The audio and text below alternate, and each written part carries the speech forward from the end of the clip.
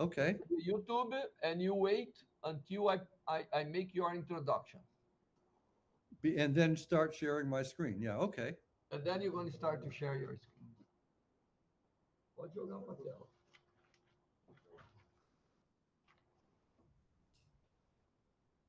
Opa, tudo bem. Bom dia a todos. Em nome da Comissão de Organização dos Colóquios, é um prazer ter vocês de volta aqui e dar início, finalmente, à nossa sessão de colóquios. Bom, a nova comissão de colóquios sou eu, professor Ayon, a professora Patrícia e a professora Cibele. E hoje a gente está de volta, finalmente, aos nossos colóquios em modo híbrido. Então, aqui a gente tem uma sessão presencial aqui, então, para todos que quiserem vir, nós temos o auditório, ele está com pessoas vindo aqui, seguindo todos os protocolos de distanciamento, então fiquem à vontade de vir assistir aos colóquios presencialmente. Hoje, então, nós vamos dar início à sessão de colóquios com uma aula magna. Nós temos a honra de ter o professor David Pritchard, e agora eu vou só mudar então um pouquinho para inglês, em respeito ao professor David Pritchard. Now, it's a pleasure to begin finally our colloquium sessions, and it's a pleasure today to have our Professor David Pritchard, who will give you a talk about academic dishonesty then and now and confronting its future. And to give a presentation of Professor David Pritchard, I will invite then Professor Vanderlei Banhato to talk to you about him. Thank you.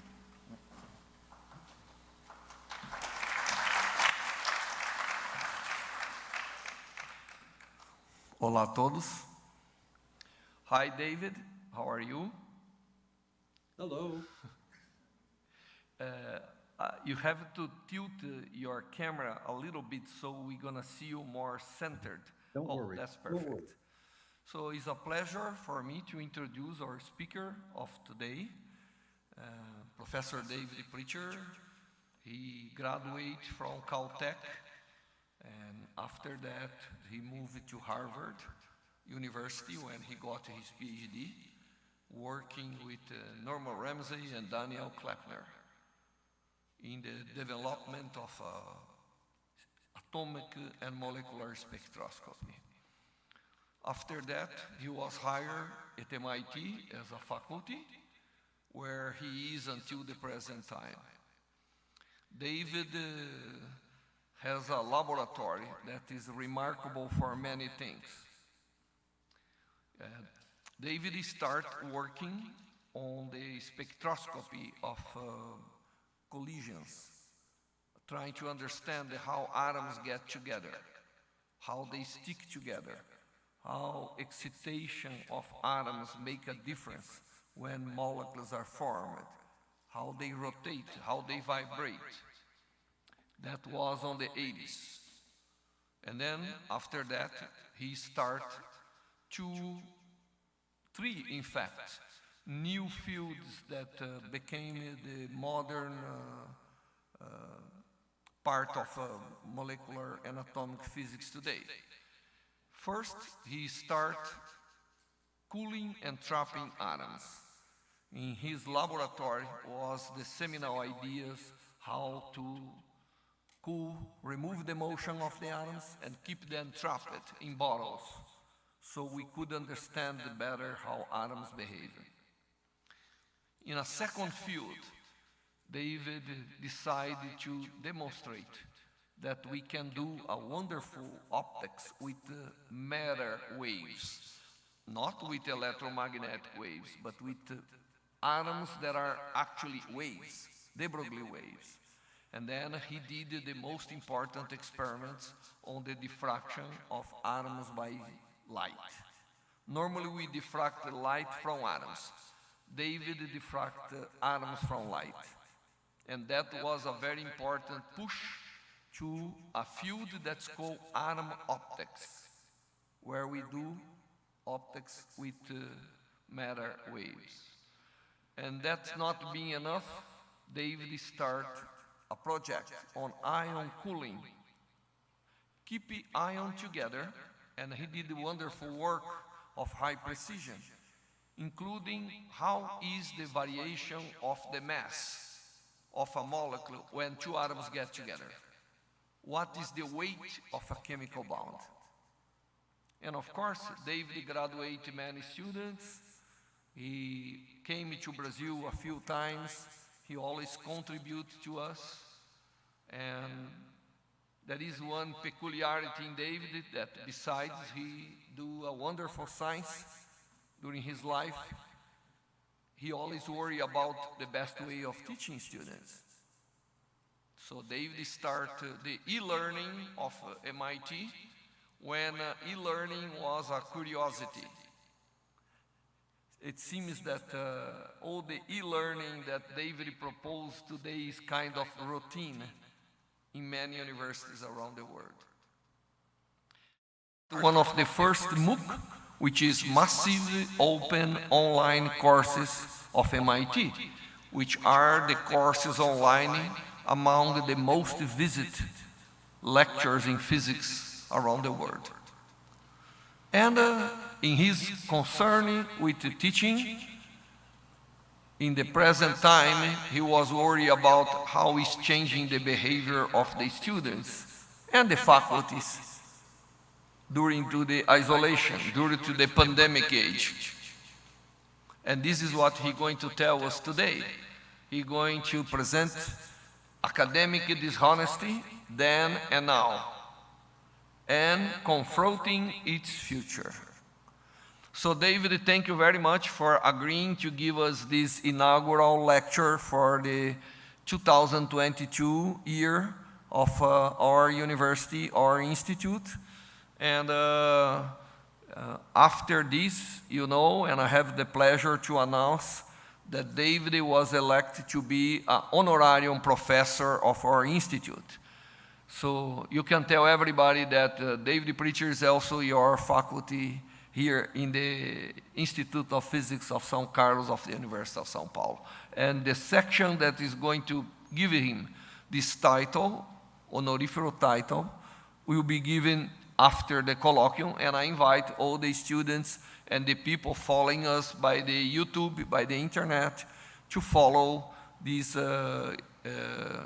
extraordinary congregation section for the delivery of this title. So David, you want to start your talk, please? Okay.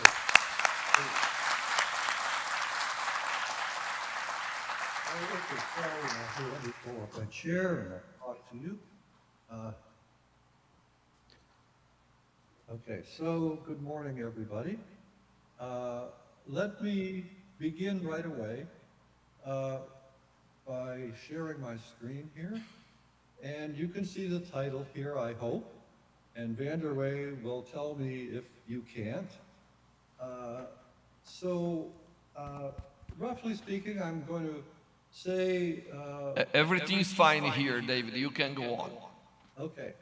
So I'm going to talk about learning and homework copying and just what is actually going on and a little bit about copying in MOOCs. And I'll tell you what we should do about it, which is, of course, my opinion. So you might ask, why with all of the great exciting things that are going on in education, all kinds of new electronic things, why I'm talking about academic dishonesty? And really, well, maybe some people can understand that we're always interested in people cheating a little bit or a lot, or Robin Hood, robbing for the poor he robbed the rich to help the poor, but now we live in an era in which the rich rob the poor to get richer. But I'm not going to talk about that. Of course, there are even magazines devoted to this sort of thing. The second reason that it's important to talk about this is that we will all be, many of us will be teachers, many of you will be teachers, and what is the effect of learning, and then what should we do about it? So originally, the thing that attracted me to online education was the existence when someone was studying online, that there was a log of all the clicks that they made, what they used when, and so we could study what sorts of resources, how did they use the textbook? Did they read the textbook, or did they start with the problems and then try to find the place in the textbook? What resources in the course? I mean, a typical course has lectures, it has recitations, it has a book, it has homework, it has office hours. What did the students do that really helped them learn? That was a question that was very important. And I might note here at the bottom that if I wanted to know before what page in the book you went to when you were doing problem 7 in the homework, I would have to go into your dormitory room or wherever you're studying, put a camera there, and it would be terribly invasive. But now I can find that out just from the log of your interactions with the program. Okay, so the first example I'm going to talk about is what is the best predictor of the final exam score? And so now we're going to try to, you're going to actually have a quiz, you know, like so many lectures. I'm trying to keep the audience awake and involved by giving you a quiz. So in a traditional course, what is it that would best correlate with the final exam? And please, I'm going to read these things, and then please stick up your hand and vote for one of these things as I go by. Okay, number 1, midterm exam, the first midterm exam. The second one is your score on the online homework. Okay, raise your hand if you think that's important. On the first day, we give a diagnostic test. Do you think that's the best predictor? What about the written homework? We have written homework. We grade that so we can say, how's the grade in the written homework? And what about going to the recitation attendance? So, Vanderlei, can you tell me which one the audience thought was most important? Oi. O que o David está perguntando é, o que vocês acham que é mais importante na avaliação dos estudantes? O exame final, o exame as provas que acontecem ao longo, o teste de diagnóstico que normalmente tem lá no MIT, mas aqui nós não temos, as listas de problema ou as aulas de exercício e tudo isso. Ele está perguntando, o que você acha? Quem que acha o 1?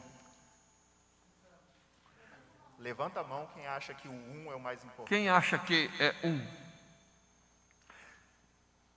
Quem acha que é o 2? Que é fazer trabalhos online, né? Quem acha que é o 3? Quem acha que é o 4? Quem acha que é o 5, que são as aulas de exercício? Monitoria. David, what I did here in the auditorium is we ask who make the choice 1, 2, 3, and by far written homework and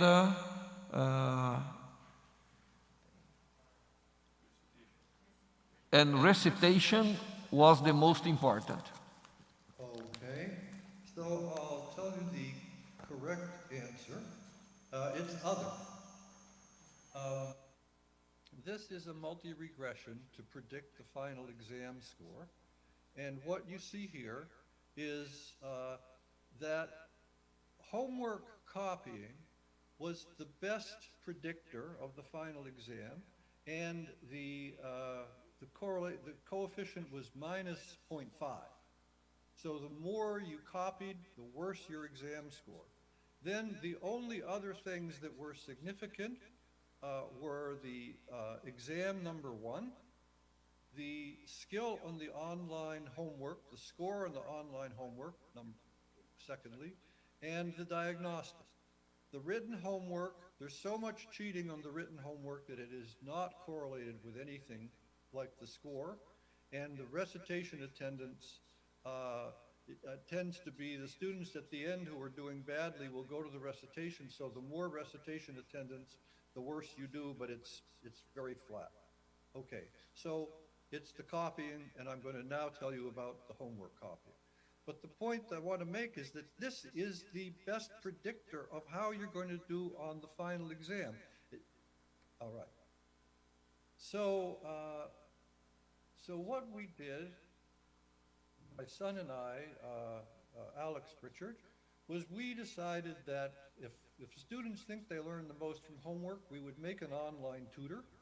And we made a Socratic tutor that the Socratic tutor, I'll go through that very quickly, but we had the idea that we would set the bar for high for two things. One, if it was appropriate to grade the response of equations, we would figure out how to grade equations. Or if it was graphs, we would figure out how to grade a graph. And we would make this part of the course grade so the students would complain if they thought they were losing credit unfairly. And then we knew that we could get feedback from the data, which was a part of our motivation. So this is the screenshot. There's a picture of the problem. There's the problem. Here are the parts. If you need help, you ask for hints, and then you get different hints of different kinds. If you just submit the answer and it's wrong, you'll get feedback. And so these are roughly the elements of this course. And then when we did, I was teaching a remedial course for students who failed in the fall, in the springtime. So if we define learning as the difference between the spring final exam and the fall final exam, here was the result. So this was incredible that this application that we wrote, this tutorial program now called Mastering Physics, was by far the dominant cause or dominant factor associated with improving. Using that caused people to improve. The written homework, you can see the error bar extends almost to zero. Class participation, none of these are significant. And 1 year, the group problems were significant, so doing group problems in class was a predictor. Okay, and this effect here from Mastering Physics was about 2 standard deviations of learning. Okay, so then we were like researchers with a new way to do research. And what was the thing that we could use that was the most novel? It was the time. Normally, if I assign a homework, I don't know how long people spent on the second problem or the third problem. Now we could find that out. So the time to complete a task is very frequently studied in psychology, and you get a nice curve, bell-shaped curve. Here are the curves that we got. Oh yes, and it's important for teachers to know because teachers are actually telling their students how to spend their time, how to spend their valuable resource. And okay, so here are 4 curves, and there are different problems with different groups, but you can see they all have a very complex shape. And now I'm going to tell you about what this shape is. First of all, this is the time here, but it's a log scale of the time. 7 seconds, 7 minutes here, 7 hours here, and 7 days would be there. Now, what are these different curves? Well, the students who do not use any hints or do not give any wrong answers are shown in red. The students who didn't use hints but gave at least one wrong answer and got feedback, like where it said check over your trigonometry or something, they're in blue, and you can see there's a big peak of them there. And then the students who asked for at least one hint and they also got something wrong, they're this purple curve here. So when I add it all together, I get the black curve. Now, we see 3 peaks. And so what are these 3 peaks? This group peak here from 2 minutes to 2 hours, but mostly centered around 15 minutes.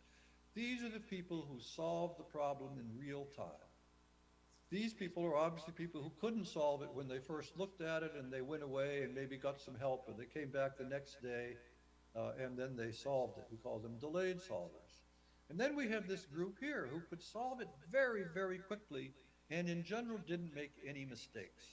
So we thought this was a very interesting group, and we decided to investigate it. We first of all thought that, wow, you know, MIT admits a lot of smart students, and the really, really smart ones are geniuses. They can really do this quickly.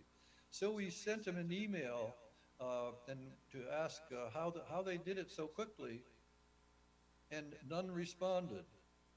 No, we sent out like 25 emails. Nobody responded. And then we realized, oh, that's because what's really happening is they're copying their answers. That's the only way they could do it so quickly. I can't even read the problem and answer it. I can't as fast as they're answering. So they're copying the answers, and that's how we detected the copying. And as I say, we're trying to study learning, and what we wound up with was studying copying. And then we can look at how the copying changes over the semester.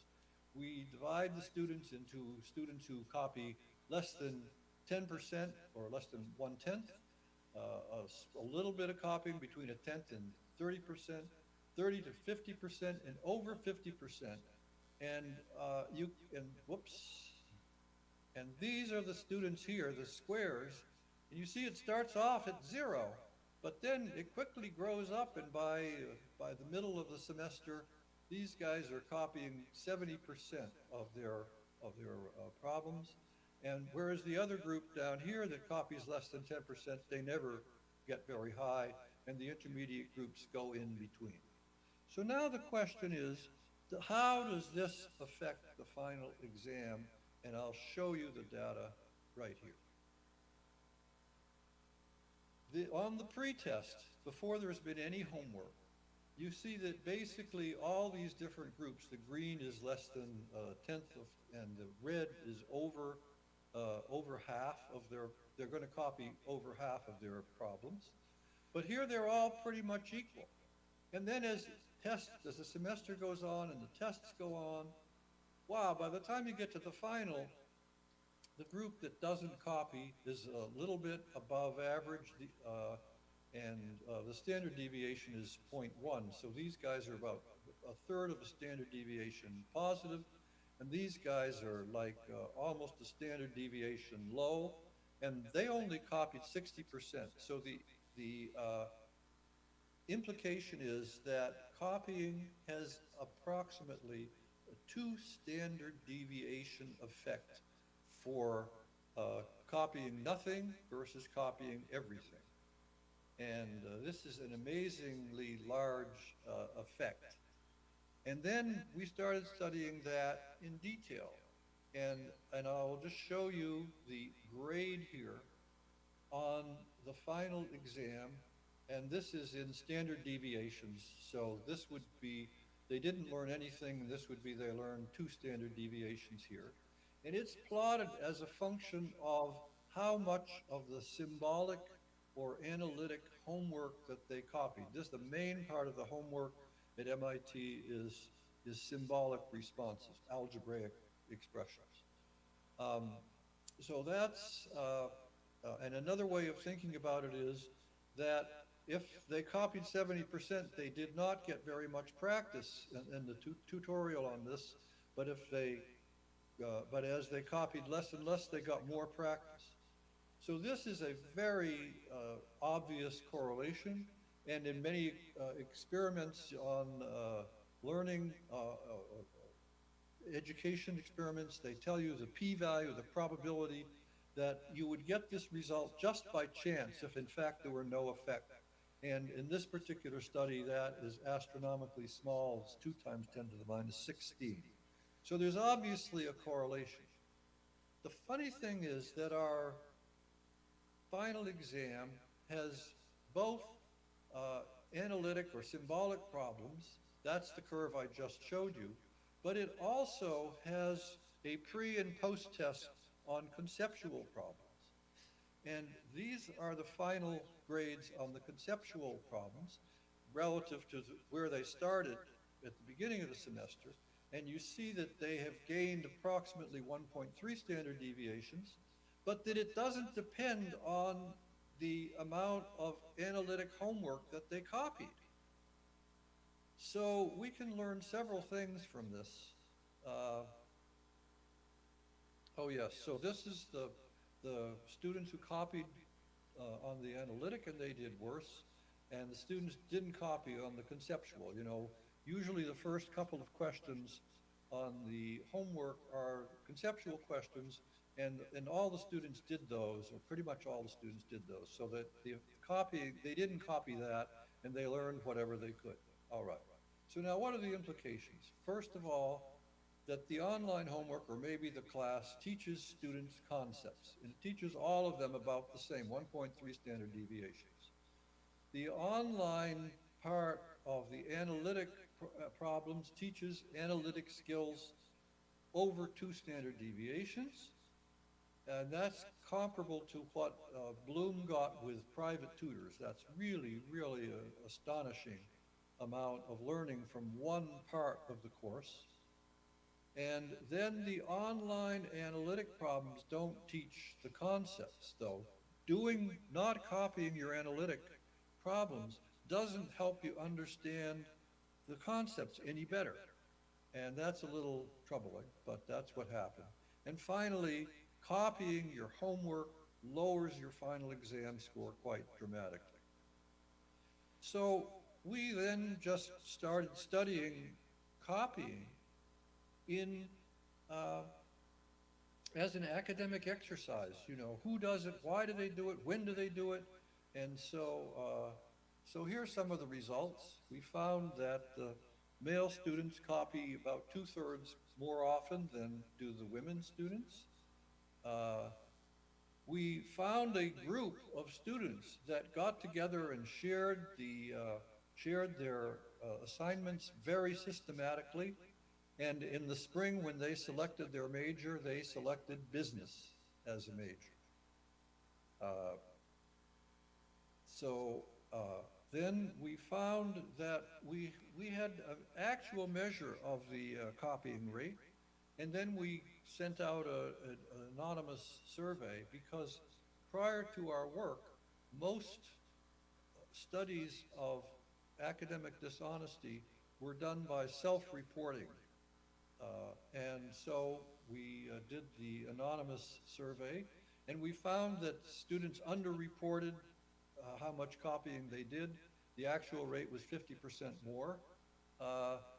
They copied, and then we asked them if they copied written homework more than the online homework, and or less, and they said about 1.7 times as much. And then we compared what the MIT students self-reported and found that the national average in the US was about twice as big as that. And then we also asked them about their motivation, and the students who were motivated by grades instead of by actually learning the material, they copied about 60% more. So these things seem consistent with common sense, that people underreport on an anonymous survey. Even an anonymous survey, people underreport how much they actually did copy. And we also found that students who are motivated by getting a degree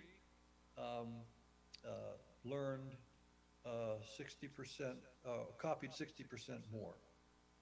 Okay, so now, why do students say they copy the homework? I mean, they know it's bad, or they know it's not good. So why did they say they did? And they all said, well, the problem was the time pressure, and the problem was that the material was too difficult. And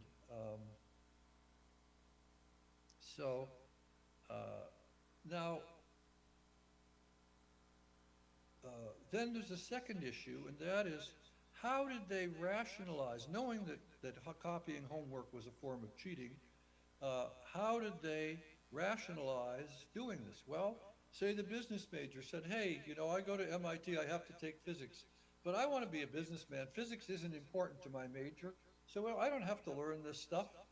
And some people said, well, look, yeah, I know I'm not learning it, but I'm only hurting myself, I'm not hurting anybody else, so it's not so bad. And then many students say, oh, well, the first semester I get a grade either pass or I don't have any record, and I don't think I'll fail just because I copy the homework.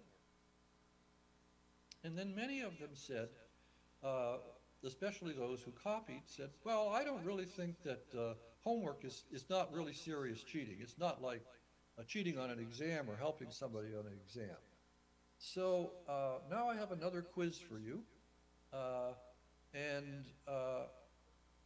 Whoops, I didn't want to do that. I was supposed to not, I'll show. So the question is, well, I'll just show you the result because I was pretty much surprised. This is how much homework has been done 2 nights before it's due. So the weekly homework was due on Tuesday, and as you can see, people didn't do very much work on Wednesday or Thursday, Friday, Saturday, but they did a lot of work over the weekend, and by Sunday, the group that copied less than a tenth of their homework, they had done essentially 50% of their work on Sunday, and it's not due until Tuesday night. On the other hand, the group that copies much less, much more, the group that copied over half, they're down here, they've only done 10% of the problems. They did one problem and said, oh, that's enough work for this weekend. And so then you see, by the time it's due on Tuesday night, these are how many hours on Monday before it's due, on Tuesday before it's due, then you see these guys have essentially done 90%. And you notice that the copy guys, they haven't, they're still only up at 70%, because they have to wait for the person they're copying from to finish the assignment.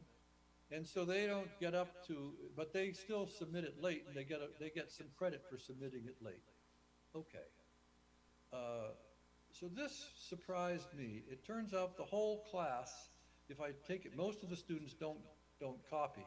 So the whole class is here about 35%. So most people think that 2 nights before it's due, the students will have done only about 5 or 10%. But it turns out they've actually done a third of it, and that surprised most people. Okay. Now then, where did the students copy from? What sources did they use? And so we asked them about that, and we found that most just had some friends and they copied the answer online from the friends. They would ask them if they, or the friends would even just send it out to their friends. And I just have to say that, and 25% just had sessions that were together. 20% actually got a friend's password and logged into their account. And then, as I said, we found a network of students who systematically distributed the students' written copies of the solutions. Now, I have to say one thing, and I'll come back to this. This study was done in 2005. And it may be hugely out of date because of all the commercial cheating sites like Chegg, Course Hero, and we'll get to that later. So one of the things we wanted to do was to cut down the amount of copying that was occurring because we knew that it was detrimental to learning. So we looked at a lot of data. So here's some data that shows that as you get later and later in the assignment, at first, there's not a very high copy rate, but later in the assignment, it really goes up.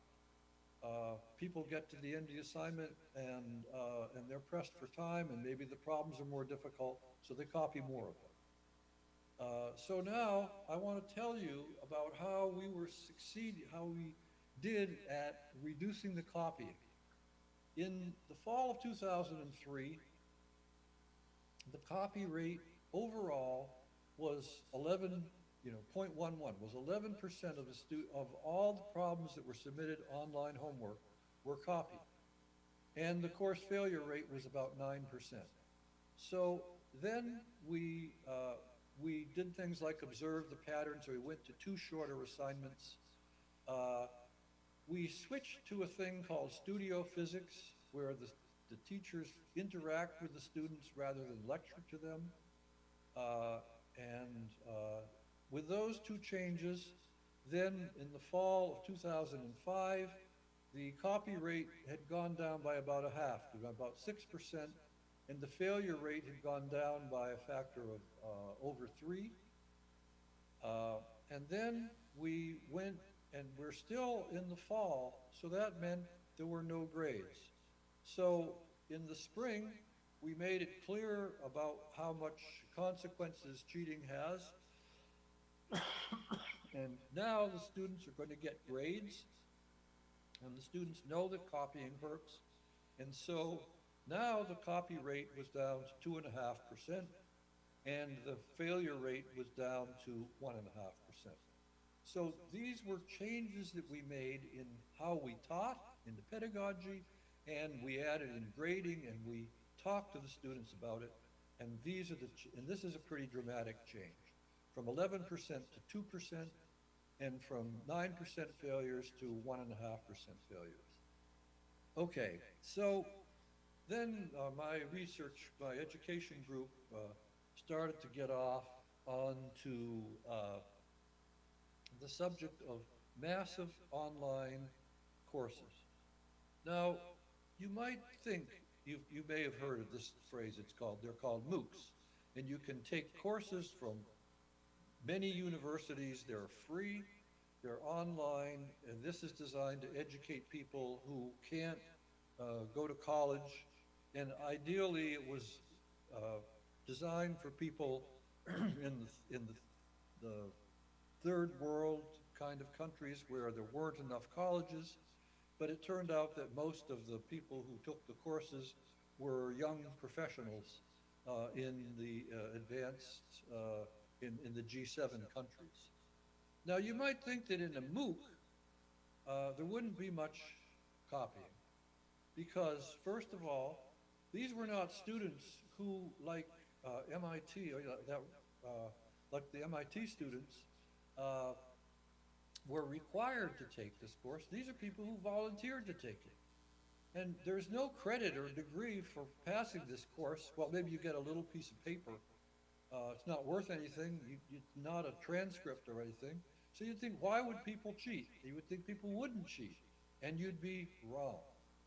So let me tell you, I've changed the title of this to Cheating in MOOCs by Using Fake Accounts to Harvest Correct Answers. And I'll explain that in the next slide. So we basically found that students have 2 ways of using harvest accounts.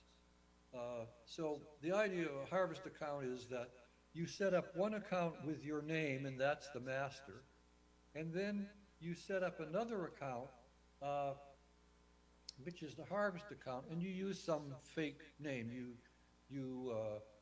use a name like Donald Trump, and that would be your harvest account. And so then how do you actually do it? There turns out there are 2 modes. One is, so here's the harvest account, and here's the master account. That's the one you're going to get credited. So we found that a lot of students would go to the harvest account, and then they would answer it in the same problem, the blue problem, in the master account within 5 minutes. And then they'd go along and they'd open some other problem, and then they'd go to the harvest account on the red problem, and then in less than 5 minutes they'd come and they'd stick that answer in the master account. The other way was more systematic, and we call it batch harvesting. We would see that the students would just go along here in the harvest account, and they would do the blue problem, and then the red problem, and then the yellow problem And then there'd be a delay. They'd just write down the answers someplace, and then 15 minutes later, they would go over here and they would enter them in the master account. They would never even look to see if perhaps they could do the problem without copying. They just harvested the answers and stuck them into the master account. And we also had a number of other criteria that they had the same IP address, and so on. And we required that they harvest at least 10 questions. Okay, now let me show you the distribution function of this for the people who earned certificates in the course, which was 500. So this is a certain percentage of cheating, of copying answers, and this is what percentage of the students did it. What percentage of the correct answers were copied? So here's a point here. And what this point says is that the students who go down here, it says 3% of the students who cheated, 3% of the students copied at least, copied on at least 60% of their correct answers, but only 10%, but 10% of the students copied only 15% of their answers, and once you get above 20% of the once you ask about what about students, how many students copied less than 2%, you find that it's only 20% of the students who copied 2%, and the 80% copied less than that. But these are the guys who copied essentially all of their correct answers. And so we found basically that 3 or 4% of the students in this region who got certificates in the course had copied more than half of their answers.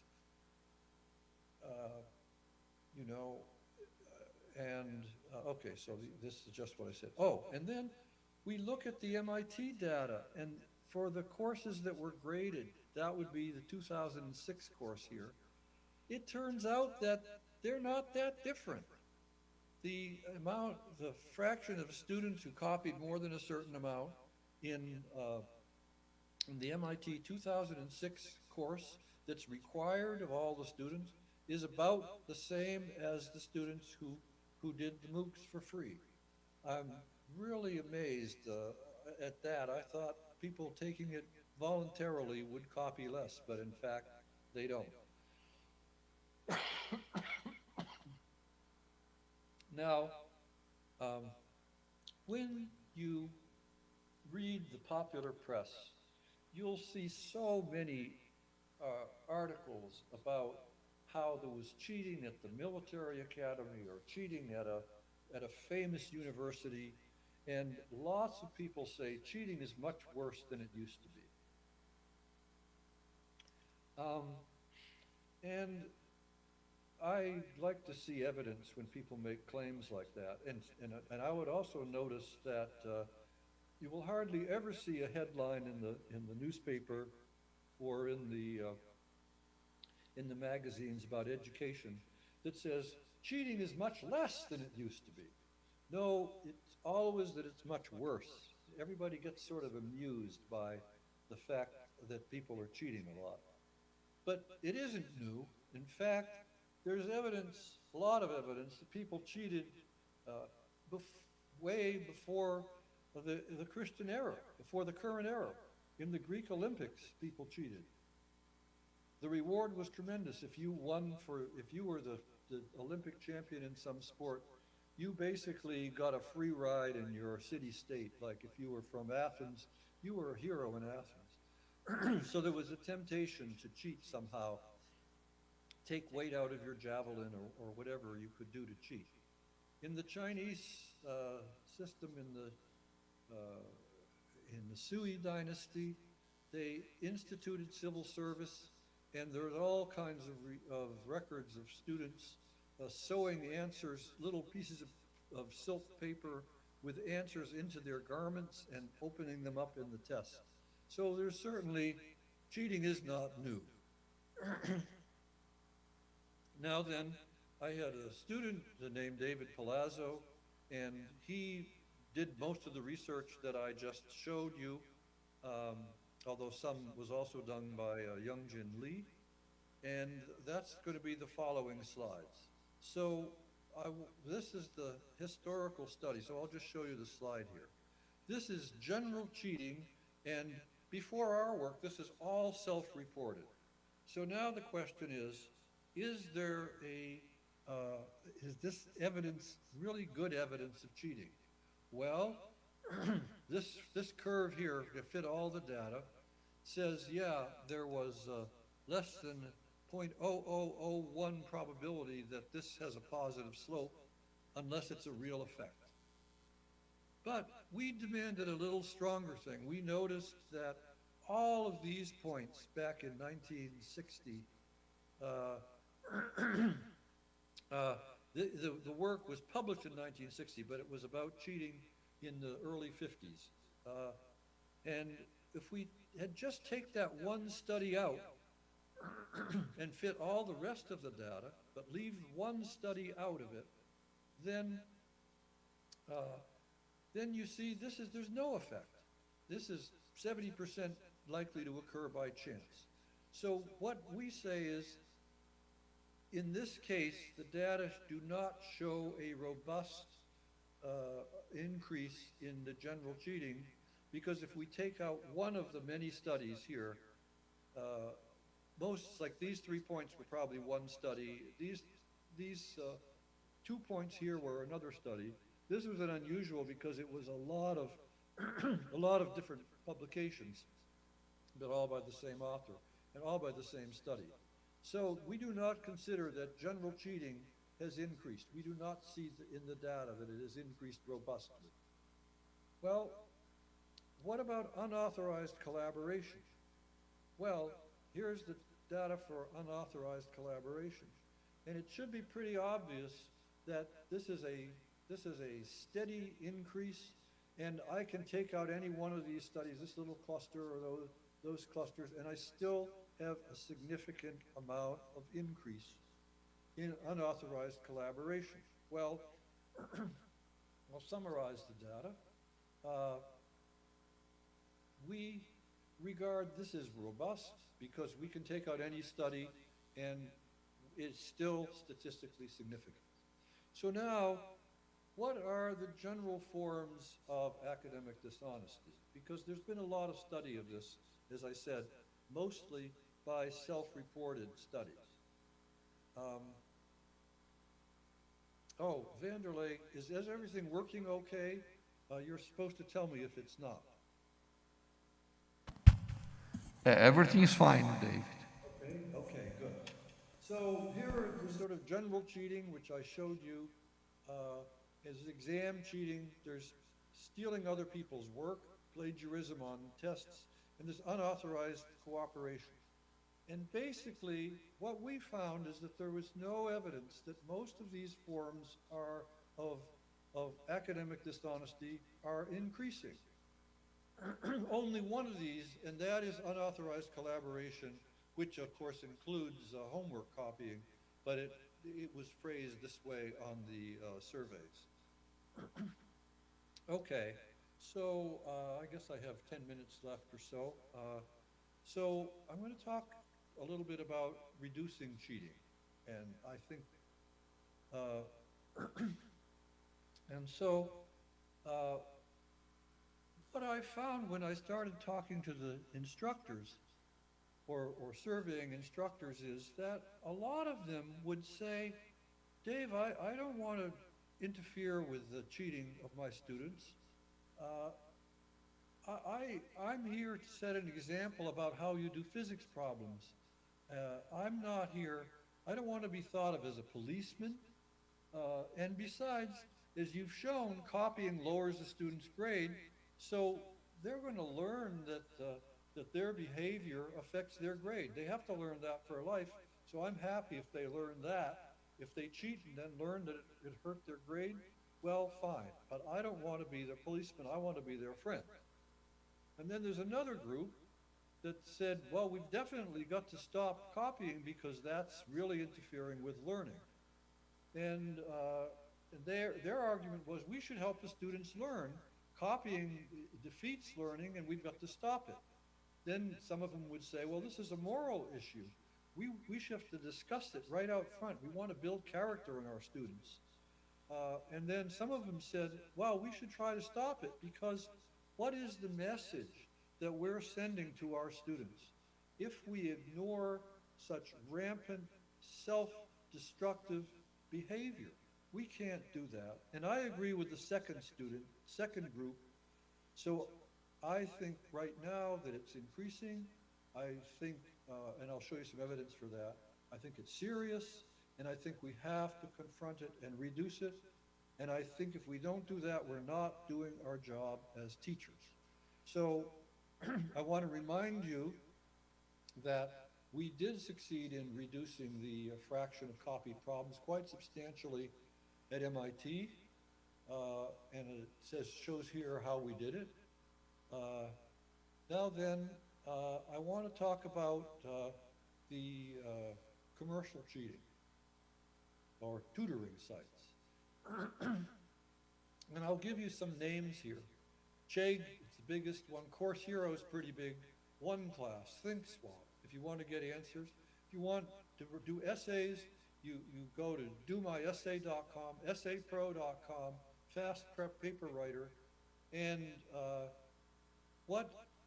there's a study here by Lancaster and Katarlan, and it shows that although between 2018 and 2019, there was a 12% increase in the use of these sites, when the pandemic hit and people shut down because of COVID, the rate increased by 100%.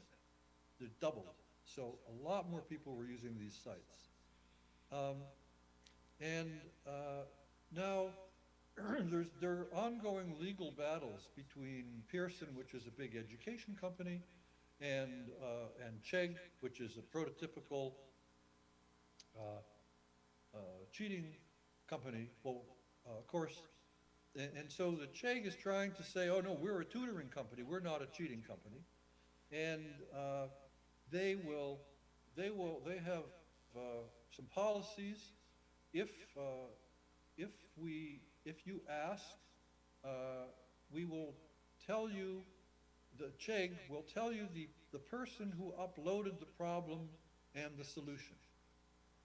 And they will tell you the name of the expert who answered the question if it was different.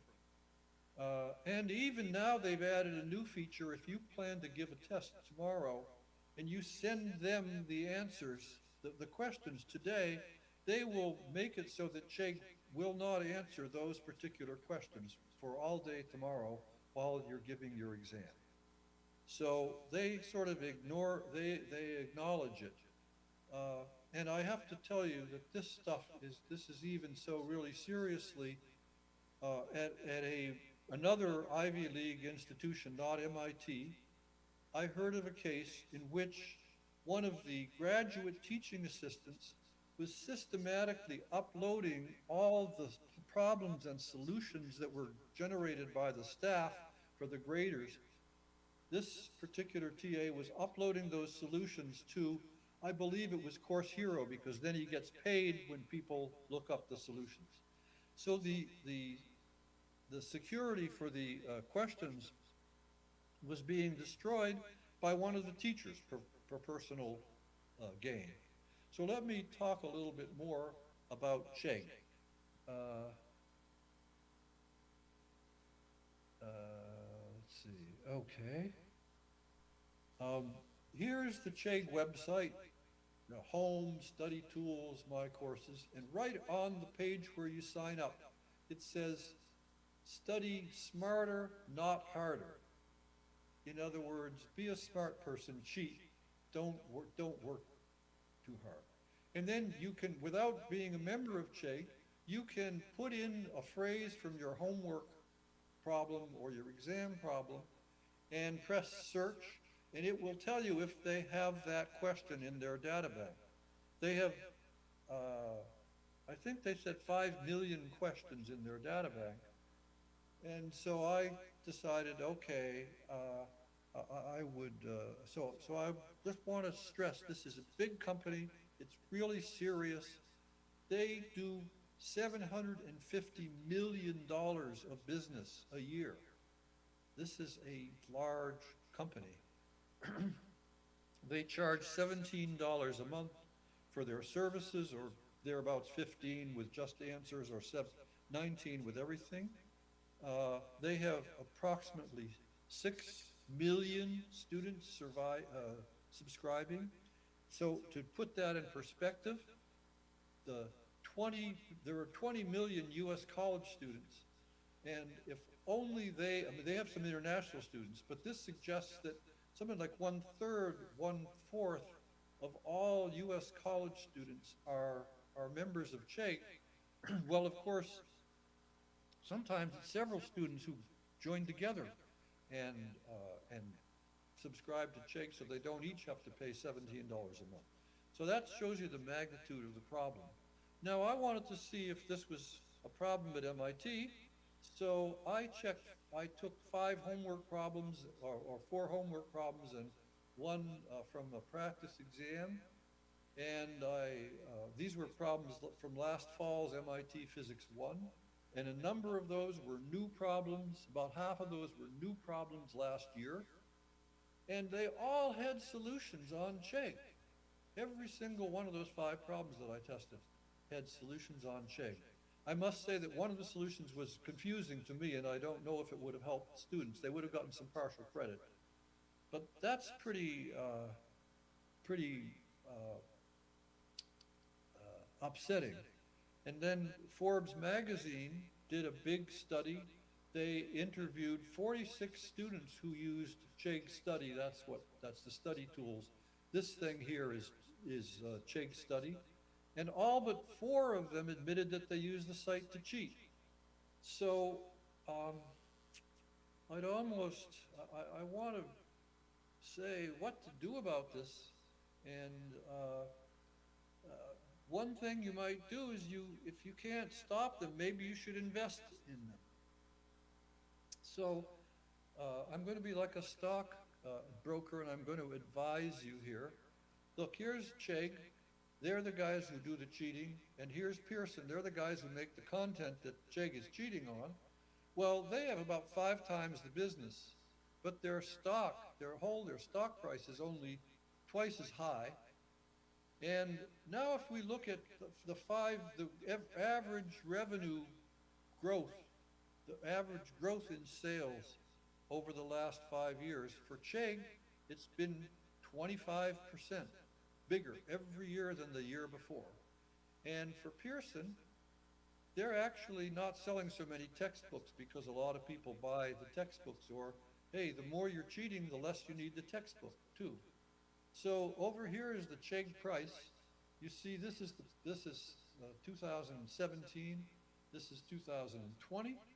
This is the during COVID, everybody realized that the CHAIC was going to make a lot of money because they'd have a lot more people. And now it's dropped back to $30. And so I think if you were trying to decide between investing in CHAIC and Pearson, and your only criterion was making money on your investment, I am afraid I have to bet on CHAIC, not on Pearson. But I want to get away from that. And I want to say, how are you going to convince your students that they shouldn't copy? The first thing is, you've got to be clear with them up front.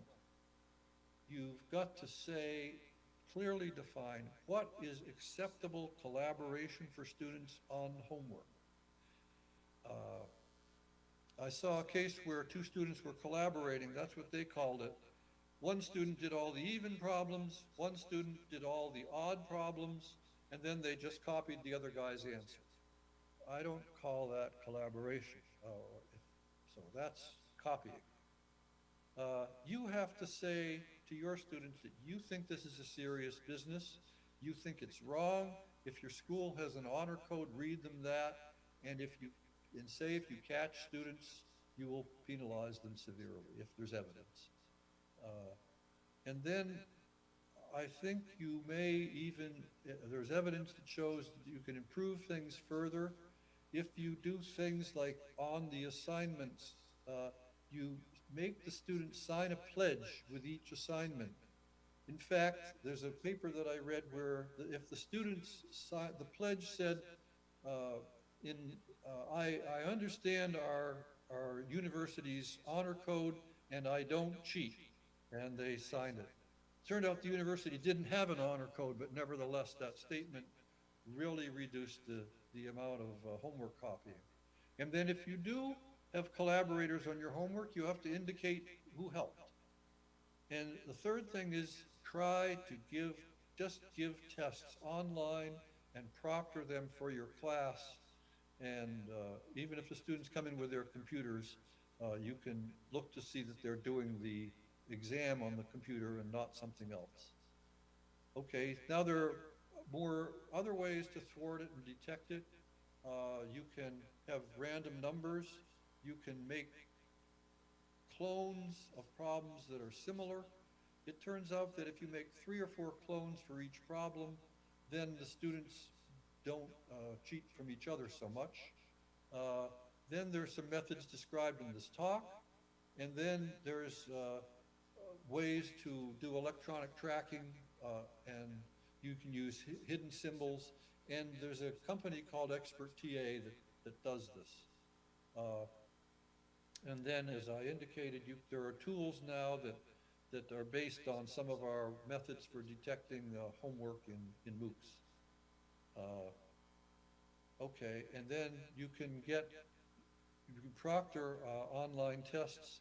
Either university test centers works pretty well, or there are companies that allege that they check in on your students while they're doing the tests.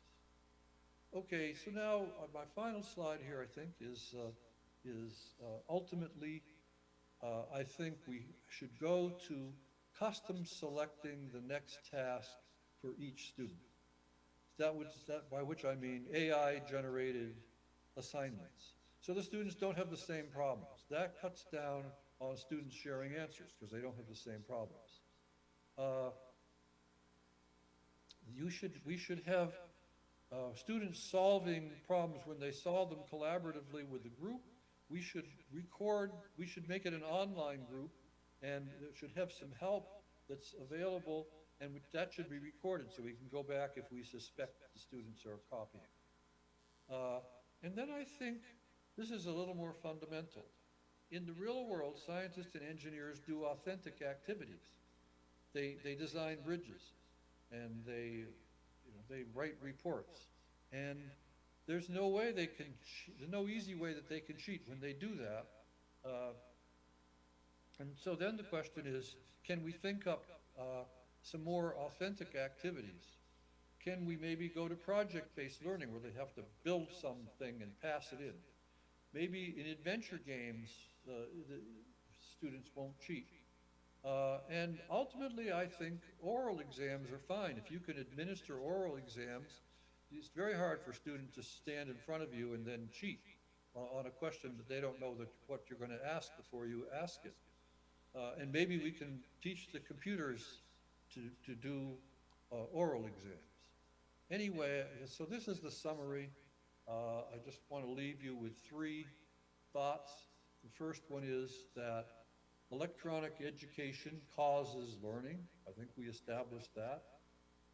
But cheating defeats the learning, and the teachers must work to reduce the cheating if their objective is that their students should learn something. So that's the end of my talk, and I guess I stopped sharing my screen at this point. Okay.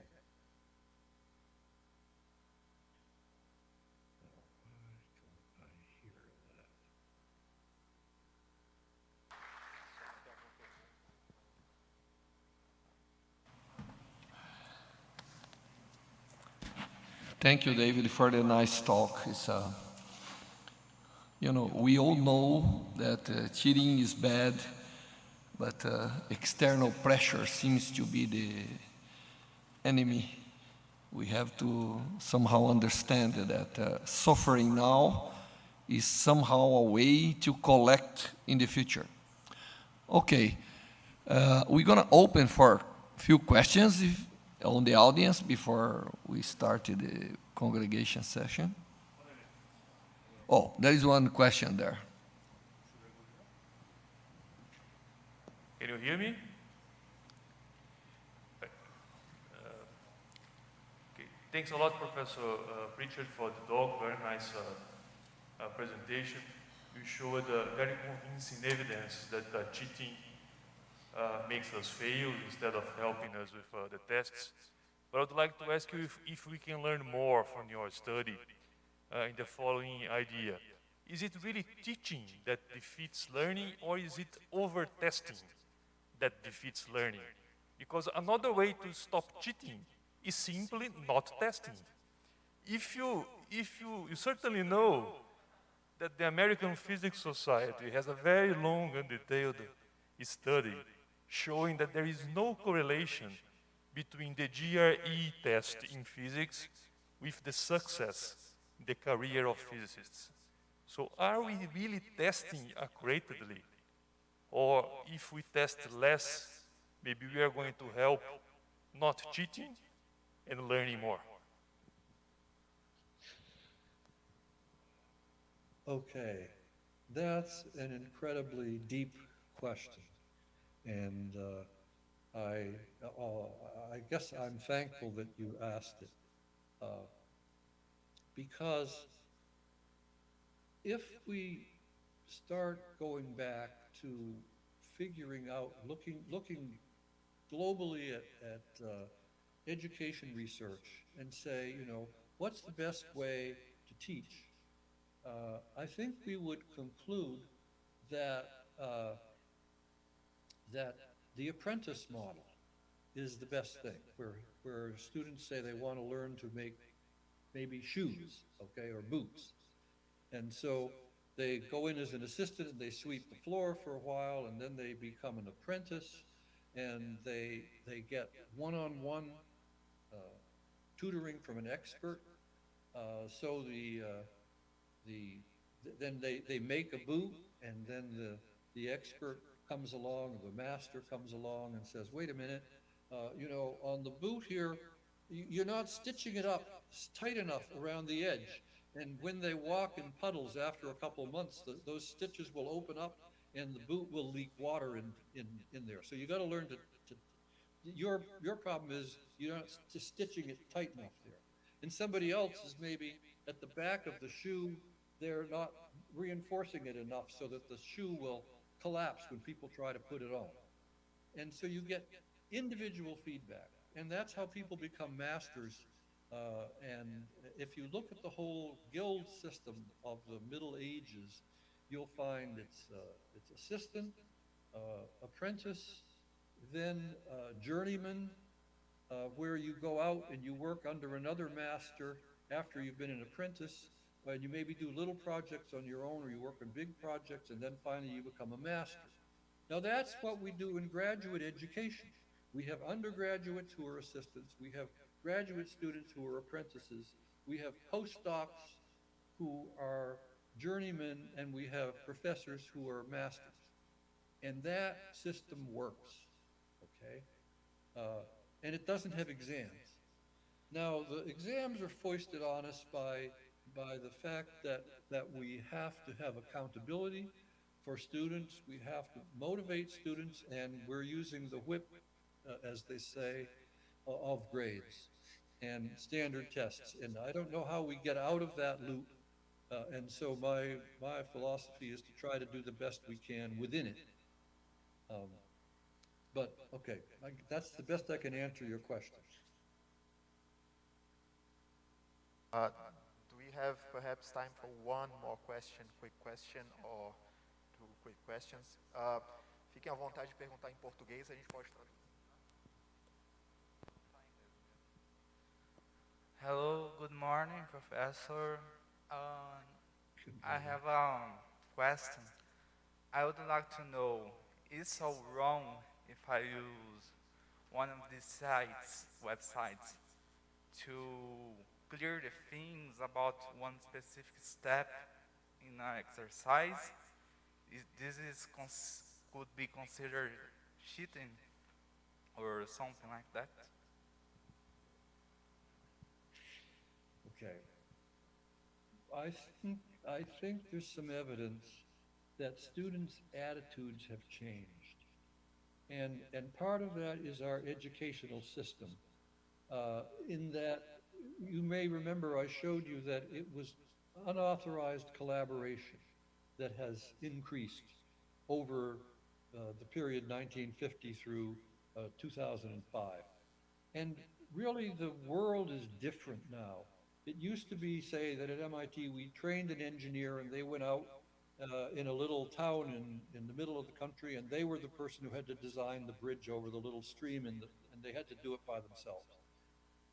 Now that doesn't happen anymore. There are big companies, people have computers, there's lots of collaboration.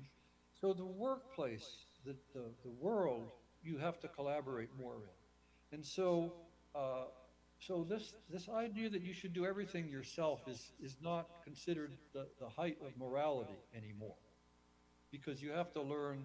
And I would agree with you, or with sort of the suggestion that you made, that maybe if you worked hard on the problem and couldn't solve it, and then you went to Chegg and you looked up the answer and studied that answer until you did understand it, that would be a learning experience. And that's what the president of Chegg will tell the press every single time. He says, we provide the answers, we provide thorough solutions, and the objective is that the students study them and learn. The fact is that, according to the Forbes study, 90% of the students who subscribe to Chegg say, yeah, I do it to cheat. And they acknowledge that they're cheating. So I'm not going to answer the question, is it wrong? I'm just going to say, I don't, I'm a fairly famous mentor because I've mentored a lot of people like Vanderlei, who've gone on to, found institutes and have great success. And I'm very proud of that. I've mentored 3 people who won Nobel Prizes, in fact. But I don't give advice in the form of, it's cheating if you do this and you shouldn't do it. I just say, look, here's the study, here's what will happen if you do it without really thinking through, and you're responsible for your life, and you decide. Okay, so that's my answer, which is not really a definitive answer to the question the way you asked it.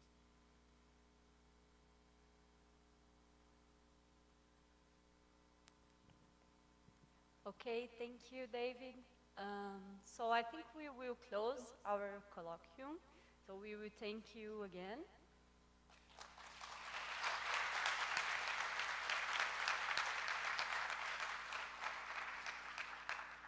So thank you, David. I will switch to Portuguese for a short while, just to give some instructions for the people in the audience, okay? Is it fine? Yes? Okay. Yep, fine. Bom, então vou mudar para português rapidinho. Primeiro, obrigado a todo mundo por estar aqui com a gente no auditório. Então, esse é o primeiro colóquio desse semestre, né? O primeiro colóquio dessa nova comissão organizadora, que é composta por mim, pelo professor Aion e pela professora Cibele, que não pôde estar aqui hoje, mas vai estar aqui com a gente na semana que vem. Então, acho que todo mundo aqui está feliz de ter um auditório cheio de novo, depois desses 2 anos com problemas pela Covid, né? Então, espero que a gente continue podendo seguir dessa forma durante o semestre, com os colóquios acontecendo tanto aqui presencialmente, como sendo transmitidos pelo YouTube. Então, a gente vai agora encerrar a sessão do colóquio de hoje, e convido todos para estarem aqui na semana que vem, no nosso segundo colóquio, tá bom? Então, para os alunos da disciplina, quem ainda não assinou a lista de presença, espera um pouquinho aí fora no hall, que eu levo a lista para vocês terminarem de assinar. é importante que vocês assinem, essa é a nota de vocês. A nota de vocês nessa disciplina é a presença, tá bom? Então, quem não assinou, espera um pouquinho ali fora. Quem quiser ficar para participar da sessão solene, que a gente vai ter na sequência, então, agora na sequência do colóquio, a gente tem uma sessão solene de homenagem ao professor David Pritchard. Então, quem quiser ficar, está convidado para ficar. Quem precisar sair, pode sair também, não tem problema, tá bom? Então, obrigada, gente. E, bom...